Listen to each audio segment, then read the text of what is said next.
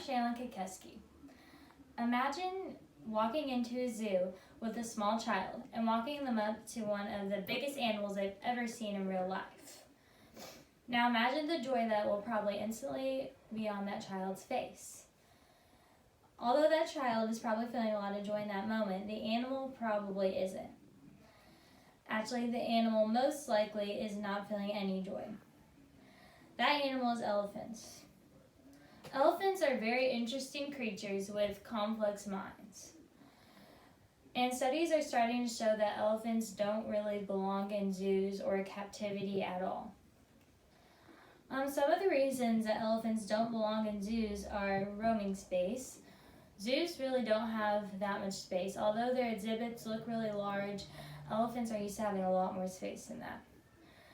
Zoos or captivity can cause them mental distress, and it can rip their families apart, and elephant families are used to staying together. So elephants are clearly really large creatures, and they need a lot of space because of it. An article on lcaanimal.org called 5 Reasons Why Elephants Don't Belong in Captivity explains how limited space can not only be inconvenient for the animals, but it can actually cause health issues. It can cause issues with their feet, or just a lot of different issues with them not getting enough exercise because there's just not enough space. OneGreenPlanet.org explains how elephants walk numerous miles in a day and even more in their lifetime. A quote from that article says, "Elephants roaming free in the wild will walk up to 30 miles in one day." It just doesn't seem possible for a zoo to be able to give an elephant that amount of space for them to be able to walk 30 miles in a day. GlobalElephants.org also explains how they need thousands of acres, and this is in order to keep their physical health up and their mental health. Really, zoos just don't have the kind of space that they need to live a happy and healthy lifestyle. Not only do zoos not have enough space for elephants, but they don't have the resources to keep up their mental health or make sure they're not in mental distress. The title of an article on National Geographic says, "It's time to accept that elephants, like us, are empathetic beings." Elephants actually have a lot of human characteristics. They're not in how they look, clearly, but in their brains and how they think. Elephants notice the pain of other animals when they're in distress, and they feel distress when they're confined in close quarters. An article on World Animal Protection explains that how intelligent these animals actually are and how important it is for them to have a social life. Elephants will they will go up and socialize with other herds of elephants, and they'll stick really close to their own herd, and they know who their friends are, and they remember these elephants.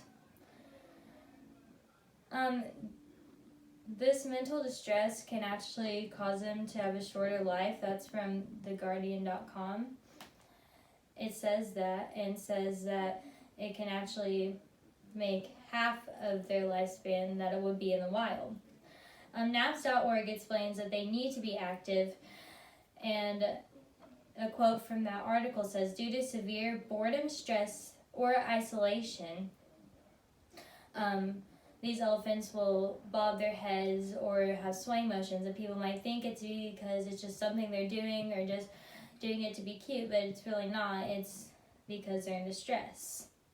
And sometimes they're really just bored because they're used to, not necessarily used to, but they're just, their ancestors and everyone, they're so used to having all that freedom to walk and go wherever they want. Elephants are also in distress when they're separated from their families. Independent.co.uk talks about elephants' human-like bonds with their families and even friends. Elephants will often come back to places where their families or friends have passed away and revisit those places because they remember them and they want to revisit it. It also explains how they have a large social environment, and zoos can't really give what they need to have that social environment and have the elephants all around them and so many to interact with. ElephantsForever.com explains how elephants don't forget their families. Even if one of the members of their herd joins another herd, they don't forget them, and they'll sometimes even meet back up with them if they can or check up on them. In conclusion, elephants, like I said, are very complex creatures, and they deserve to have a happy and healthy lifestyle. And zoos don't really seem like a place where they could be happy. So I hope I persuaded everybody to think about where elephants really belong. Thank you.